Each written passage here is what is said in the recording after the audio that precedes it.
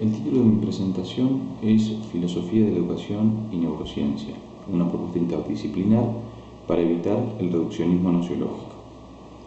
En los últimos años, la neurociencia ha llegado a todos los ámbitos de la vida humana y el recinto educativo no fue excepción a la regla.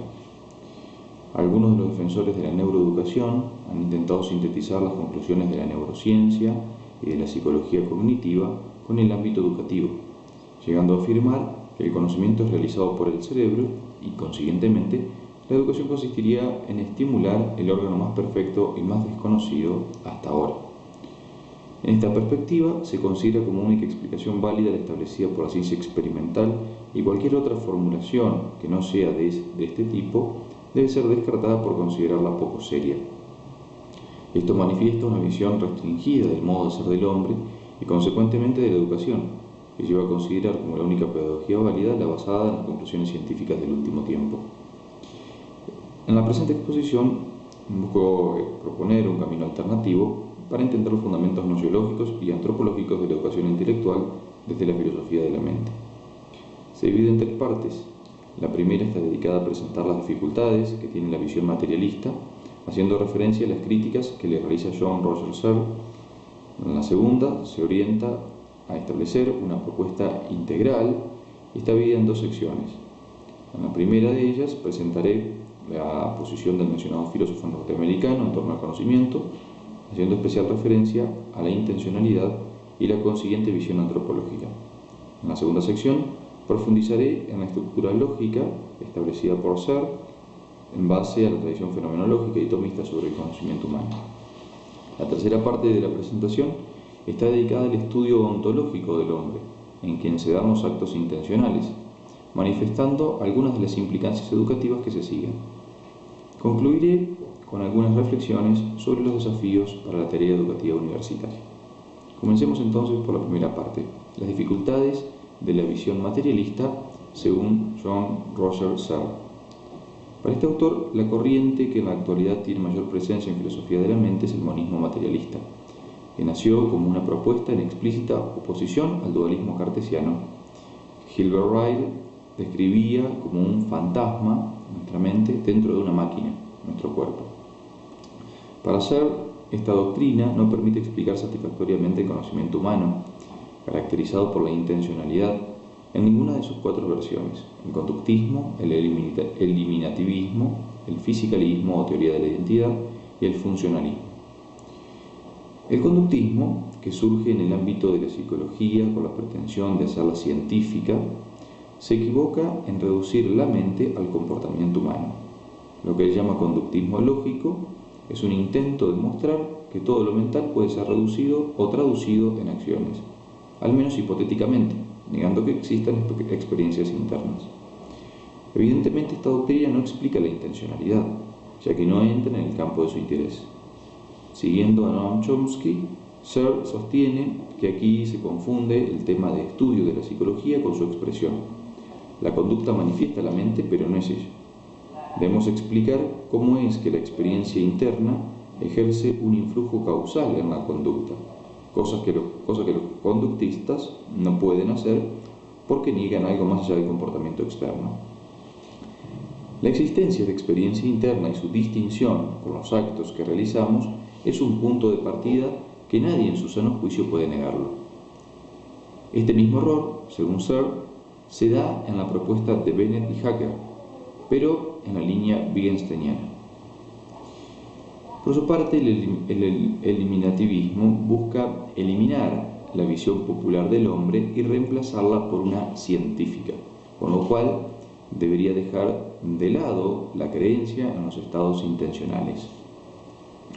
Searle le realiza tres críticas. En primer lugar, niega que las entidades descritas por la psicología popular estén contenidas necesariamente en una determinada teoría, por lo que no son fruto de una doctrina externa que las reclama, sino experiencia de determinados hechos comunes a los hombres. En segundo lugar, critica que los eliminativistas sostengan que las afirmaciones de la psicología popular terminarán por comprobarse como falsas. Para Searle, el error está en considerar dichas proposiciones como empíricas cuando generalmente no lo son. En tercer lugar, Searle niega el postulado eliminativista que afirma que si lo mental no puede reducirse a una actividad neurobiológica específica, entonces no existe, lo cual claramente parte del presupuesto de que todo debe ser así y no de la consideración del hecho. El fisicalismo, o teoría de la identidad, sostiene la identificación entre estados mentales y cerebrales. Recogiendo la propuesta de otros autores, Searle dice que para lograr esta identificación primero debemos determinar las características de cada una de las cosas que luego se van a identificar, lo que termina llevando a un dualismo de propiedades, porque tendríamos propiedades mentales y cerebrales que luego se buscarían reducir. Esta doctrina, en un primer momento, buscaba identificar los distintos tipos, denominación abstracta para un conjunto de entes, de estados mentales con determinados tipos neurales. A esto se lo llamó identidad tipo-tipo. Luego de ser acusados de poco serios, pasaron a sostener que la identificación no era entre tipos, sino entre casos. Esto se lo llamó identidad caso-caso, es decir, entre acontecimientos u objetos mentales concretos, específicos y determinados aspectos neurobiológicos. La teoría de la identidad caso-caso fue reformulada por algunos filósofos de la mente hasta llegar al llamado funcionalismo, al que Searle dedica una mayor reflexión por considerarlo de gran influencia en la actualidad. Para el funcionalismo, un caso neurobiológico puede ser considerado como estado mental porque éste tiene una determinada función, es decir, permite determinado comportamiento en el sujeto donde sucede. Actúa como causa vinculante entre los estímulos y las respuestas. El estado mental no se explica haciendo referencia a su modo de ser, a su esencia, sino a su función. O podríamos decir que su modo de ser es la causalidad, desde lo cual debería entenderse la intencionalidad. Con este fundamento surge un tipo específico de funcionalismo, el computacional, donde se afirmaba que el cerebro es una computadora y la mente un programa informático. Consiguientemente, esta visión terminó sosteniendo que no solo el hombre tendría mente, sino también todo procesador informático. Por eso Searle la llama teoría de la inteligencia artificial fuerte. El filósofo norteamericano se hace eco de varias críticas al funcionalismo, que podemos agrupar del siguiente modo. En primer lugar, manifiesta que dicha doctrina no considera los qualia, es decir, el hecho de que los estados conscientes tengan características cualitativas. En segundo lugar, dice que el funcionalismo es falso porque no considera la experiencia interna en la explicación de los estados mentales, sino su función. Si se considera solo el comportamiento, no es posible distinguir entre dos estados mentales de diferentes personas. Esa diferencia solo se entiende desde la experiencia interior, que el funcionalismo no considera. En tercer lugar, Searle refiere a la posición de Thomas Nagel, quien sostenía que los funcionalistas están incapacitados para explicar la conciencia, es decir, el conocimiento que tenemos de cómo es ser nosotros mismos. Esta experiencia es subjetiva y por tanto está fuera de la descripción objetiva propuesta por los funcionalistas. Además, establece la posibilidad lógica de que exista un cuerpo humano con las mismas características físicas, pero sin vida mental, los zombies. Esto manifestaría que lo mental y lo físico no se identifican. En cuarto lugar, presenta la crítica de Frank Jackson, para quien toda explicación de la mente que deje fuera la experiencia cualitativa es falsa. Alguien podría saber cómo es el funcionamiento del aparato perceptivo, también conocer sobre la luz y el espectro de los colores sin conocer un color real, cosa que resulta incompleta. En estos dos últimos argumentos se busca poner de manifiesto el carácter ontológicamente diverso de la mente, que reclama una perspectiva de la primera persona para entenderlo. En quinto lugar, haciendo referencia a la objeción de Ned Block, afirma que el cerebro tiene un estado mental que la actividad neuronal considerada en su aspecto funcional no manifiesta. En sexto lugar, refiere a Saul Kripke, quien objetó que si hubiera identidad entre un tipo de estado mental y un tipo de estado cerebral, entonces la correlación debería ser necesaria. Sin embargo, es posible pensar un estado mental sin su correlato físico exactamente igual siempre o viceversa. La cuestión está para Searle en distinguir entre la experiencia correspondiente a la dimensión mental y el sustrato neurobiológico. En séptimo lugar, Searle sostiene que los funcionalistas, por considerar solo las causas y el comportamiento resultante, no pueden distinguir los distintos estados intencionales, ya que para esto es fundamental considerar las diversas formas aspectuales, es decir, el significado o modo en que se representa la realidad, por el cual se consideran solo algunos aspectos y se dejan de lado otros. Hasta aquí entonces la crítica a esta visión reduccionista del conocimiento humano, que lleva también a una visión restringida de la educación. Vamos a dar paso ahora a una segunda parte, como ya anticipaba, que está dedicada a establecer una propuesta integral del conocimiento humano. Para esto quiero presentar como un primer paso hacia esta visión integral la doctrina de John Searle. Como hemos visto, el materialismo en todas sus formas no permite explicar satisfactoriamente el conocimiento humano. Como respuesta y un primer paso para una explicación no reductiva, haciendo referencia no solo a la actividad cerebral sino también a la mente, propongo a continuación la postura de John Roger Searle. De algún modo se fue manifestando en el punto anterior con motivo de sus críticas, pero aquí buscaré presentarla con mayor claridad y unidad. Para esto voy a explicar un argumento que denominó la habitación china, elaborado específicamente para proponer una visión alternativa al funcionalismo computacional, pero que resume sus ideas centrales en torno al conocimiento. En el argumento nos propone una situación hipotética. Debemos imaginarnos que él está encerrado en una habitación con diversas cajas, que posee escrituras en chino, y alguien le da órdenes escritas en el mismo idioma desde una ventana. A pesar de desconocer totalmente el idioma, él, dice Searle, podría manipular las cajas con ayuda de un manual. Si alguien observara su conducta externa, podría suponer que sabe chino, pero no es así. Por tanto, concluye, el carácter funcional del uso de un lenguaje no manifiesta que se conozca el significado presente en el mismo. La significación de las palabras no es un elemento accesorio al conocimiento de un idioma. Las máquinas, como la persona que manipula símbolos sin conocer su significado, realizan actividades en base a una estructura formal, sintáctica, no semántica. Las computadoras no tienen mente, sino que realizan operaciones considerando solo la sintaxis y están incapacitadas de entender cualquier semántica, es decir, el significado atribuido a los símbolos. Esto no se debe a una dificultad técnica que podría ser superada con el tiempo, sino que radica en una dimensión cualitativa, en su modo de ser. Nunca una máquina podrá entender, nunca podrá tener mente. La mente del hombre se caracteriza no solo por el carácter funcional con respecto al lenguaje, sino por ser capaz de atribuir significado a los símbolos que utiliza. El carácter semántico del lenguaje nos lleva a considerar el tema de la intencionalidad en nuestros estados mentales, es decir, y ahora cito a Searle, aquella propiedad de muchos estados o eventos mentales en virtud de la cual estos se dirigen a o son sobre o de objetos y estados de cosas del mundo. Fin de la cita. Los estados intencionales son solo algunos de los estados mentales y entre ellos hay de diversos tipos, como por ejemplo creencias, temores, esperanzas, deseos.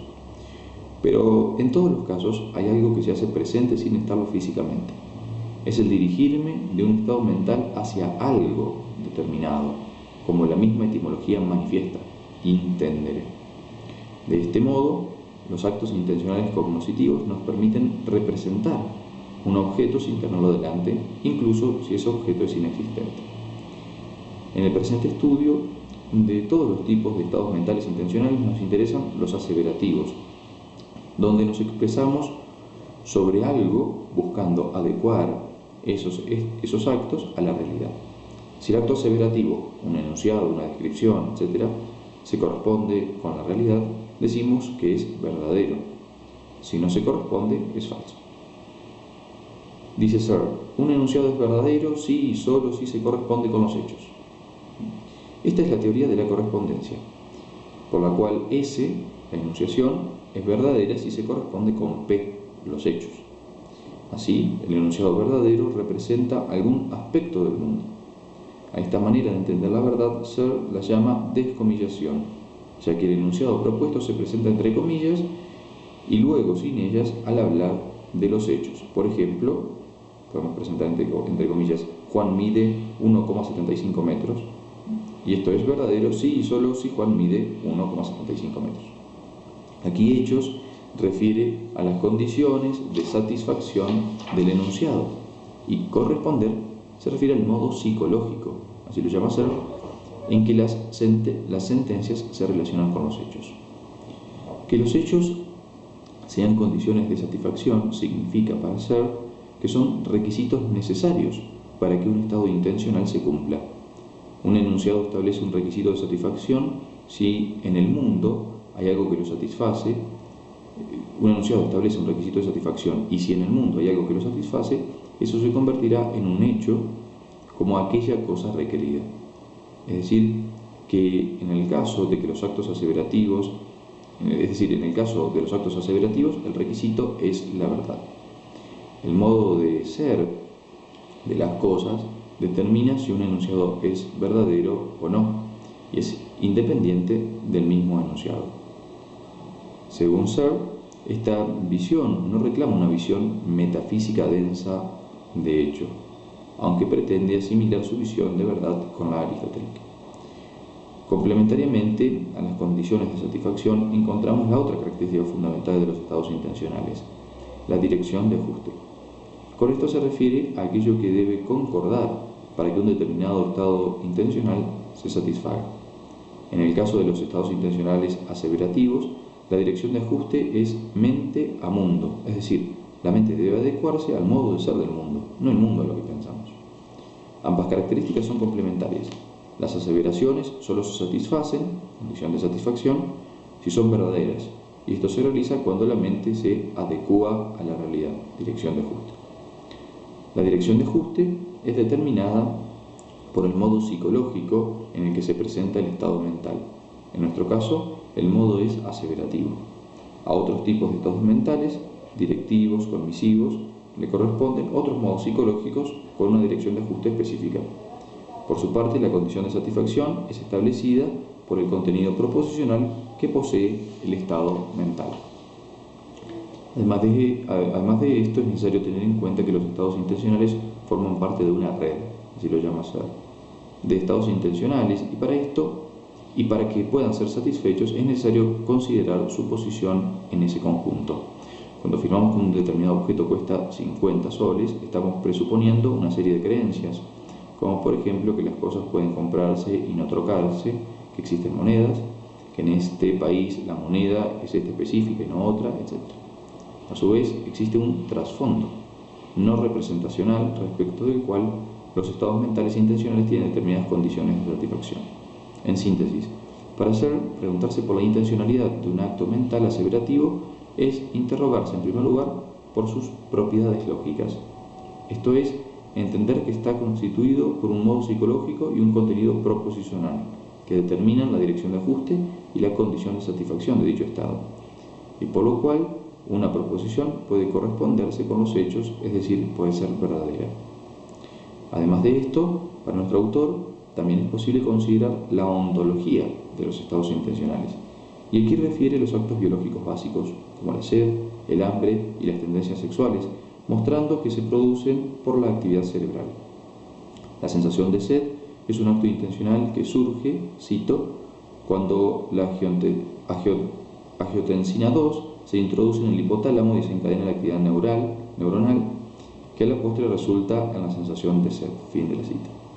Todo acto intencional, según él, debe entenderse así. Hay algunos más complejos que otros, pero todos son producidos por y en el cerebro. Conscientemente, cito, lo que vale para la sed vale para el hambre, el miedo, la percepción, el deseo y todo lo demás. Fin de la cita. A pesar de esto, los estados intencionales, para él, no pueden reducirse sin más al cerebro, ya que tienen una ontología de primera persona, es decir, dependen de la experiencia subjetiva. En estos casos, la reducción causal no implica para Searle una reducción ontológica. Esta forma de entender los estados mentales se inscribe dentro de lo que él denominó naturalismo biológico, doctrina en línea con la teoría atómica de la materia y la teoría evolucionista.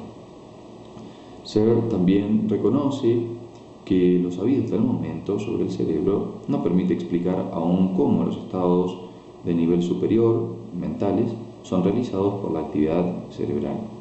A pesar de esto, afirma que una vez que sepamos con más detalle cómo funciona el cerebro, podremos comprobarlo empíricamente. Vamos ahora a dar un paso más en la profundización de la estructura lógica de los actos cognitivos, porque me parece que esto puede manifestar algunas ideas que no están presentes en la doctrina del ser y corregir otras que sí él establece. El análisis de la estructura formal de los estados intencionales cognitivos propuestos por ser puso de manifiesto dos aspectos de los mismos: el modo psicológico y el contenido proposicional. A pesar de que Searle toma distancia explícitamente de la doctrina fenomenológica de la intencionalidad, pienso que aquí hay un punto de encuentro. En la reflexión sobre la intencionalidad propuesta por Sanjom Gallagher y Dan Zahavi, dos fenomenólogos de la mente, encontramos que para esta corriente filosófica no es posible separar la intencionalidad de la experiencia subjetiva y que este estudio es clave para entender la conciencia. Siguiendo a Husserl, distinguen dos momentos en las experiencias intencionales: uno llamado cualidad intencional, que refiere al tipo de experiencia que estamos experimentando, juzgar, dudar, desear, temer, etc. Y otro denominado materia intencional, que indica a lo que se dirige un estado intencional. Estas nociones claramente tienen su paralelo en las sarlianas de modo psicológico y contenido proposicional, lo que no implica afirmar que todo acto intencional contiene una proposición como contenido, por supuesto.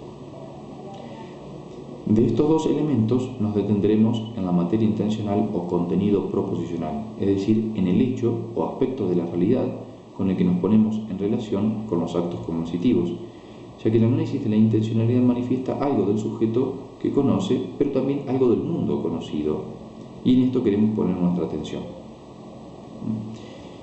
Y de los modos de conocer lo real haremos especial referencia a los actos correspondientes al orden intelectual: aprender, juzgar, razonar e intuir. Estas operaciones de conocimiento superior se realizan desde la situación concreta de la persona humana. Para Francisco Locata, la consideración fenomenológica del cuerpo pone de manifiesto que hay un vínculo de dependencia entre la intencionalidad y la existencia espacio-temporal de la conciencia. También manifiesta la importancia del lenguaje, que puede ser considerado como intencionalidad encarnada, así lo llama Locata. La intencionalidad se realiza desde un cuerpo situado en un lugar y momento determinado. De este modo, espacio y tiempo se constituyen en un a priori, no en sentido kantiano, sino como un prerequisito desde lo cual el sujeto se dirige al mundo. Pero el hombre tiene un horizonte siempre ampliable, en el que se presenta el sentido de las cosas. Aquí se da un vínculo entre actividad y pasividad del sujeto. Es activo en cuanto surgen de él los actos intencionales y es pasivo en cuanto recibe el sentido de lo real al captar las esencias en un espacio y tiempo específico. La referencia a la objetividad es fundamental para comprender el sentido de la intencionalidad. Aplicando una epogé a los actos particulares, el hombre puede llegar a las esencias, entendida como eidos o forma de las cosas, y como universal lógico o ideación, según la expresión husserliana. Esta apertura al mundo a través del cuerpo como el aire da lugar a diversos modos intencionales que reciben su unidad en el yo. En la tradición tomista también se reconoce la capacidad de un conocimiento esencial de la realidad por parte del sujeto. El hombre es capaz de llegar a un conocimiento universal de la realidad, como decían los clásicos. El hombre está abierto a la totalidad de lo existente. Y esto en un doble sentido, en cuanto puede conocer todo lo que existe y además conocerlo esencialmente. Según este segundo aspecto, conociendo a un ente, podemos conocer algo de todos los entes que comparten esas características esenciales, y por tanto aquí dejamos de lado, abstraemos, el modo de realización concreto en que puede darse dicha esencia. Esta operación podemos incorporar, basándonos en la propuesta de Juan José Sanguinetti, otros actos que manifiestan la particularidad del conocimiento intelectual humano.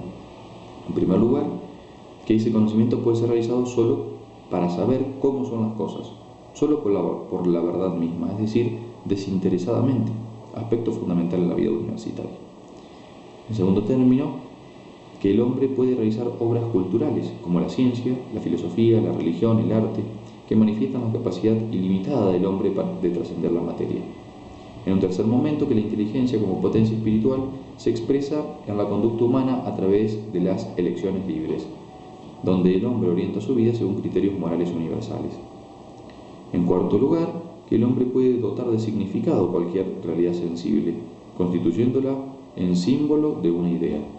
Esto encuentra su expresión más clara en el lenguaje. En un quinto momento, que mediante la técnica el hombre es capaz de conformar infinitos instrumentos de acuerdo al conocimiento de la verdad y la elección del bien. Y por último, en la autorreflexión, la inteligencia puede volver sobre su propio acto, puede conocer que conoce. Además, según la propuesta agustiniana, en este mismo acto podemos captarnos como un yo que está existiendo como pensante. Si observamos estas operaciones en su conjunto, nos damos cuenta de la profunda desproporción entre las obras de la razón y la dimensión neuronal. El carácter intencional del conocimiento nos pone en contacto con realidades, dadas bajo modalidades diversas y propiamente humanas, que no podrían hacerse presentes al sujeto si solo estuviera constituido por materia o si la mente fuera una emergencia del cerebro, como propone Searle. Por lo tanto, debemos afirmar que hay un condicionamiento de la dimensión física del hombre, pero no es posible considerarla como la única causa del acto cognoscitivo. La aceptación de una dimensión espiritual permite explicar con mayor claridad el conocimiento intelectual humano, con lo cual no caemos necesariamente en el dualismo. Aquí ya nos encontramos en una consideración ontológica de los actos intencionales y, consiguientemente, del ser del hombre. La tercera parte de la exposición está dedicada al estudio de la dimensión ontológica, como se desprende de lo anteriormente dicho. Con Searle hemos visto, mediante el análisis de la intencionalidad, que el conocimiento reclama algo más que la referencia al cerebro. En su propuesta, los estados intencionales son mentales, con una ontología de primera persona y, por tanto, irreductibles, ontológicamente hablando, a la actividad neuronal. Resulta difícil, sin embargo, entender cómo es posible una reducción causal de lo mental a lo cerebral y evitar a la vez la reducción ontológica. Pienso que aquí Searle queda presa del materialismo que busca evitar, ya que una reducción implica necesariamente otra. Con lo cual, su doctrina sobre la ontología de primera persona no puede ser sostenida con claridad. A su vez, esta visión no da lugar a un claro vínculo interdisciplinario, ya que termina subsumiendo la filosofía en la ciencia empírica, hecho que, sumado a otros elementos, parece manifestar una visión positivista. Como afirma Francisco Leocata, la dificultad de la doctrina sarleana de la intencionalidad reside en la concepción antropológica que está detrás, que considera el cuerpo humano solo como un organismo biológico. Haciendo referencia a Daniel Dennett, aunque puede aplicarse también a Searle, Leocata establece que el acto de conciencia no puede ser fruto de un evolucionismo materialista, porque supera el dato biológico una vez que se reflexiona sobre él. Cuando interiorizamos el mundo natural, lo que supuestamente era contenido, en cuanto a emergencia de la materia, pasa a ser continente del acto intencional cognoscitivo. Y de este modo, el orden material es superado por la capacidad de, cito a Leocata, de construir y reconstruir su propio origen a partir de una enorme y supuestamente infinita cadena fáctica. Entender la intencionalidad reclama una concepción del cuerpo como cuerpo viviente o life. Dice Leocata, cuerpo en cuanto centro vital, por el que el sujeto humano se abre a un mundo. Fin de la cita. Este aspecto del cuerpo no excluye el poder considerarlo como Körper o cuerpo objetivo, por lo cual es uno más dentro de los entes materiales. Pero solo en la unidad de estas dos dimensiones del cuerpo humano, Life-Körper, con especial énfasis en la primera y sin excluir la dimensión espiritual, es posible entender la intencionalidad adecuadamente, ya que es este aspecto por el que el hombre se pone en contacto con el mundo. Para Leocata, las ciencias humanas, de carácter esencialmente bifronte, por referir a algo del mundo natural y por su referencia a la subjetividad, deben ser estudiadas desde una reducción vital, noción acuñada por él para designar, cito sus palabras, la reconducción de todos los actos intencionales y de todas las afecciones y voliciones y motivaciones, movimientos y padecimientos a una vitalidad fundamental, cuya clave reside en el cuerpo en cuanto Life-Körper. Fin de la cita. Esto se aplica claramente a los datos que proporciona la neurociencia en el contexto de la educación, en el contexto de la psicología y de la filosofía de la mente, que estudia la actividad cerebral, dato natural, pero como expresión de la actividad de la conducta humana, elemento subjetivo. Así, con estas dos dimensiones de lo corpóreo, es posible salvar la aparente contradicción entre estudio empírico y reflexivo del hombre. Sin duda, las técnicas utilizadas por los neurocientíficos han permitido grandes avances en el conocimiento cerebral, poniendo de manifiesto de manera clara que cuando conocemos el cerebro juega un papel importantísimo, que es necesaria una adecuada activación neuronal para que haya conocimiento. Pero es necesario dar un paso más para fundamentar adecuadamente la actividad educativa de la dimensión cognitiva en el hombre, ya que la actividad neuronal no es la única causa de la misma. Los métodos utilizados para estudiar las operaciones cerebrales proceden de modo estadístico, proporcionan una imagen no instantánea, considerando solo algunas zonas del cerebro, no la totalidad, y sacando al individuo estudiado de su ambiente natural, lo que lleva a simplificar sus actividades y, por tanto, a desnaturalizarlas. Consiguientemente, no es posible concluir satisfactoriamente sobre el aprendizaje humano considerando solo las conclusiones neurocientíficas. Como afirma Leocata, desde la filosofía es posible una reconducción aún más profunda a la subjetividad. Además de la reducción vital, él propone siguiendo a la tradición husserliana, una reducción trascendental o personal. Aquí se pone de manifiesto, cito, un yo personal dotado de mayor densidad ontológica y de mayor consistencia existencial, capaz también de fundamentar o dar la razón de las ciencias en el marco del mundo de la vida, tanto las naturales y exactas como las humanas. Fin de la cita. Este yo está fundamentado, a su vez, en un acto de ser donado, hecho que manifiesta la necesaria referencia a la metafísica para entender la naturaleza del tema que tratamos.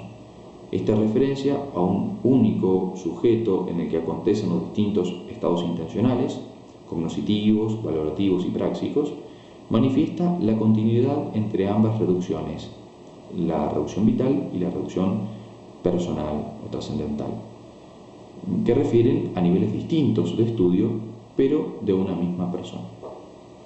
Por lo tanto, es necesario entender al hombre como un ser personal y al acto cognitivo como una expresión del mismo y no como una activación cerebral solamente. Debemos considerar al hombre como un, cito palabras de Leocata, ente cuya característica fundamental es la apertura constitutiva al ser por mediación del mundo de la vida. Fin de la cita. En una interpretación no reduccionista, los estudios neurocientíficos no son conflictivos si se los considera en sus límites propios. Como expresa la tradición tomista, la actividad cerebral en el conocimiento tiene que ver con la participación de la sensibilidad en el mismo.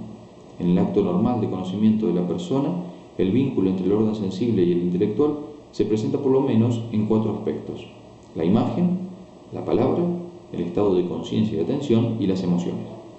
Al pensar en un objeto material, el concepto que formulamos está acompañado de una imagen que representa sensiblemente el objeto conocido, a la cual la inteligencia regresa después de que constituye la idea. A su vez, toda noción es expresada por el hombre con palabras, que son signos sensibles de una idea. Todo esto implica también un estado de conciencia al momento de conocer y la necesidad de prestar la atención debida al acontecimiento o realidad conocida. También el conocimiento humano está acompañado de diversas emociones sensibles, que tienen que ver o no con lo conocido en ese momento. De igual modo, la presencia de actividad cerebral en el ámbito del conocimiento puede observarse considerando el modo en que ciertas afecciones, como lesiones, enfermedades fisiológicas o predisposiciones temperamentales debidas al cuerpo, afectan o impiden el normal ejercicio de la inteligencia. Todo esto expresa el estrecho vínculo del cerebro con el conocimiento, pero no implica que se reduzca a él, sino que hay actividad neuronal en cuanto hay presencia de la sensibilidad. En la tradición tomista, el punto de partida para entender la trascendencia de la mente sobre la materia y evitar el dualismo es el reconocimiento del carácter ilemórfico de todo ente material. Toda realidad física no es solamente materia, sino también forma. En los animales, el carácter formal es más perfecto, por lo que es posible hablar de un suprailemorfismo, ya que lo físico está elevado, como dice Sanguinetti, por el tipo de alma que lo determina. Ya en el conocimiento animal no hay 2 actos, uno psíquico y otro físico, sino un único acto del cual podemos distinguir dos aspectos. En el caso del hombre es posible, además del conocimiento sensible, actos cognitivos intelectuales que implican una formalidad aún mayor que la presentan los animales. La inteligencia humana involucra el orden material, pero a la vez lo trasciende. Toda visión antropológica se traduce en una determinada manera de entender la tarea educativa, con los consiguientes desafíos para los que estamos involucrados en ella. El que algunas actividades pedagógicas de la actualidad sean muy útiles para la enseñanza universitaria no debe llevarnos al error de afirmar que sus fundamentos también son válidos, porque, como la lógica clásica muestra, es posible llegar a una conclusión verdadera partiendo de proposiciones falsas, incluso si el razonamiento es correcto. Si el hombre es algo más que materia, si posee una dimensión espiritual y su cuerpo es entendido desde la subjetividad en un vínculo esencial, entonces la actividad educativa consistirá fundamentalmente en desarrollar todo su ser desde la dimensión superior. La tradición patrística llamaba a este proceso eidopoiesis. Así también se podrá reconocer el vínculo causal dinámico entre todas las dimensiones del hombre. Desde la tradición filosófica griega, el desarrollo personal se ha entendido como formación en virtudes. La vida virtuosa, tanto en el orden intelectual como moral, transforma el interior de la persona, asumiendo la dimensión corporal. Por ella, el hombre naturalmente tiende a la verdad y al bien, porque existe en él una segunda naturaleza. En este contexto, el desarrollo intelectual no tiene que ver con la acumulación de información ni con el desarrollo de habilidades sin un contenido determinado. Se refiere más bien a una potenciación del ser de la persona humana a través de los hábitos. Los hábitos intelectuales cualifican a la inteligencia, la hacen ser de un modo específico. Si son buenos, las virtudes la perfeccionan, y si son malos, en el caso de los vicios, la corrompen. Por tanto, el perfeccionamiento humano, y con él el intelectual, tiene que ver en primer lugar con el ser y luego con el obrar o hacer. Esta perspectiva, que para algunos puede resultar avejentada, tiene total actualidad, ya que en este camino hacia la vida virtuosa hay un vínculo dinámico de diversos elementos, siendo neurológico uno de ellos. Este contexto nos lleva a interpretar la actividad cerebral como expresión de un cuerpo elevado, o live, en vínculo con otros elementos que no pueden dejarse de lado en la tarea educativa. Sintetizando los elementos fundamentales que intervienen en la formación de virtudes, podemos explicitar los siguientes. En primer lugar, el sistema nervioso, que es el fundamento material necesario pero no suficiente que permite el desarrollo intelectual. En segundo lugar, el lenguaje y los símbolos. Para poder desarrollar la inteligencia necesitamos de una lengua determinada y un grupo de símbolos para expresar lo que pensamos. Cuanto más profunda y mejor utilizada sea una lengua, mejor podremos pensar. En tercer lugar, el nivel cultural de una sociedad. No vivimos solos, sino que somos con otros, por lo que la cultura general de la sociedad influye en cada uno de los individuos que la componen. En cuarto lugar, los vínculos familiares y de amistad. La vida en estos ámbitos de mayor intimidad tiene un papel fundamental para el desarrollo intelectual. Un ambiente familiar y amical fundado en valores profundos influye favorablemente en el crecimiento personal. En quinto lugar, la educación formal, la ayuda explícita de padres, maestros e instituciones especializadas es un requisito indispensable para el crecimiento intelectual a lo largo de toda la vida. Y por último, la libertad. Para formar una virtud debemos querer hacerlo. La motivación tan mencionada en la pedagogía actual está en orden a que el alumno quiera mejorar integralmente. Este aspecto manifiesta también el vínculo existente entre el orden moral y el intelectual. La educación es una tarea compleja que exige del docente poner todos los medios necesarios para que el alumno asuma su tarea de crecimiento. Como vemos en estos elementos, en los cuales he seguido la propuesta de Juan José Sanguinetti, la dimensión neuronal es solo un elemento en el desarrollo personal, intelectual y moral. Claramente, por el carácter unitario que hay entre el alma y el cuerpo y consiguientemente entre las facultades cognitivas, sensibles e intelectual, el buen desarrollo cerebral es un requisito indispensable y todo lo que lo favorezca ayudará, por lo tanto, al crecimiento de la inteligencia. Ahora sí, para concluir la exposición, quiero presentar algunos desafíos educativos para la universidad. Considerando todo lo dicho, pienso que podemos puntualizar al menos 5 desafíos a los que se enfrenta la tarea educativa universitaria. En primer lugar, debemos hacer lo que siempre se hizo en la universidad: pensar seriamente. Pensar seriamente los temas en orden a encontrar la verdad, para lo cual la discusión intelectual es fundamental. En segundo lugar, debemos aprender de la historia, servirnos de la tradición en la que encontramos grandes intelectuales. Tercero, no tenemos que dejarnos llevar por las modas intelectuales, sino que tenemos que analizar las distintas corrientes con espíritu crítico para encontrar lo imperecedero. Lo demás pasa y por tanto puede ser llevado a cabo de diversas maneras. Cuarto, debemos realizar un diálogo interdisciplinar, reconociendo que hay distinción de saberes, con objetos y métodos propios, afirmando los alcances y límites de cada ciencia. De este modo se podrá manifestar el carácter sinfónico de la verdad y llegaremos a conocer mejor la realidad, en especial lo referido al hombre. Y en quinto y último lugar, pienso que es importante tomar conciencia de que si no se asume una visión antropológica adecuada, la universidad pierde su razón de ser, termina siendo una empresa que produce alumnos exitosos. Muchas gracias. La psicología, con la pretensión de hacerla científica, se equivoca en reducir la mente al comportamiento humano. Lo que él llama conductismo lógico es un intento de mostrar que todo lo mental puede ser reducido o traducido en acciones, al menos hipotéticamente, negando que existan experiencias internas. Evidentemente, esta doctrina no explica la intencionalidad, ya que no entra en el campo de su interés. Siguiendo a Noam Chomsky, Searle sostiene que aquí se confunde el tema de estudio de la psicología con su expresión. La conducta manifiesta la mente, pero no es ella. Debemos explicar cómo es que la experiencia interna ejerce un influjo causal en la conducta, cosa que los conductistas no pueden hacer porque niegan algo más allá del comportamiento externo. La existencia de experiencia interna y su distinción con los actos que realizamos es un punto de partida que nadie en su sano juicio puede negarlo. Este mismo error, según Searle, se da en la propuesta de Bennett y Hacker, pero en la línea wittgensteiniana. Por su parte, el eliminativismo busca eliminar la visión popular del hombre y reemplazarla por una científica, con lo cual debería dejar de lado la creencia en los estados intencionales. Searle le realiza tres críticas. En primer lugar, una propuesta integral y está dividida en dos secciones. En la primera de ellas presentaré la posición del mencionado filósofo norteamericano en torno al conocimiento, haciendo especial referencia a la intencionalidad y la consiguiente visión antropológica.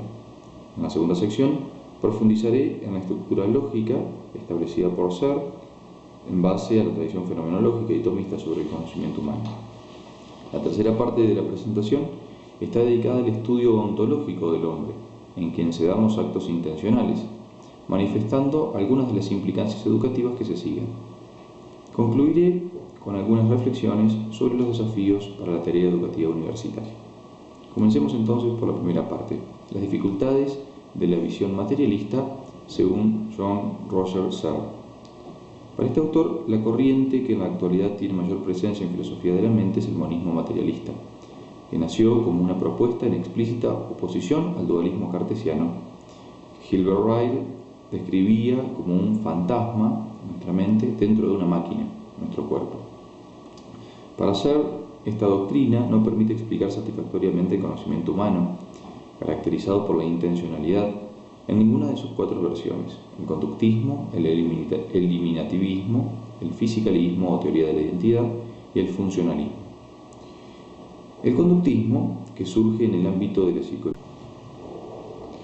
El título de mi presentación es Filosofía de la Educación y Neurociencia, una propuesta interdisciplinar para evitar el reduccionismo nociológico. En los últimos años, la neurociencia ha llegado a todos los ámbitos de la vida humana y el recinto educativo no fue excepción a la regla.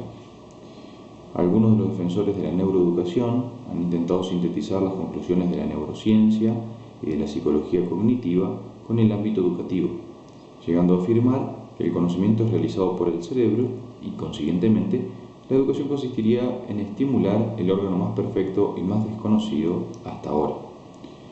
En esta perspectiva, se considera como única explicación válida la establecida por la ciencia experimental y cualquier otra formulación que no sea de este tipo debe ser descartada por considerarla poco seria.